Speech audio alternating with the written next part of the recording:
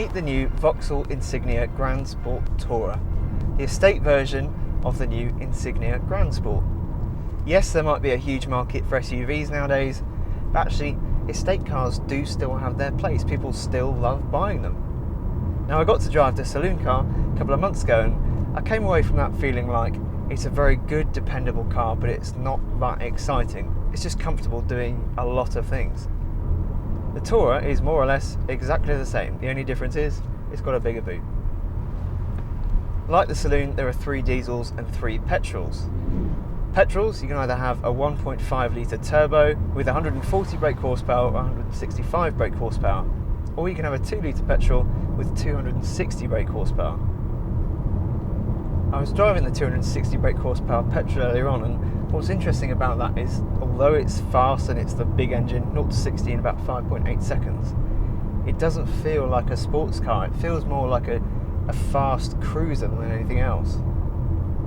As for diesels, you can either have 1.6 litre with 110 or 136 brake horsepower, or a 2 litre with 170 brake horsepower. The car I'm in right now is 136 brake horsepower diesel, so it's the middle diesel. And yes, it might not be the most exciting car you could probably buy. It is the car that most people who buy the Insignia Tourer will actually go for. What can I tell you? Well, 136 brake horsepower, 236 foot-pounds of torque. 0 to 60 takes 10.2 seconds and the top speed is 126 miles an hour.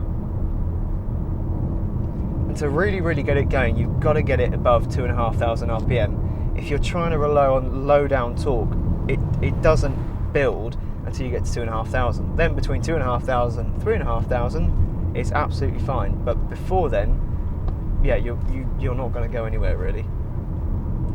How does it drive? Well, like the saloon, the steering is very light.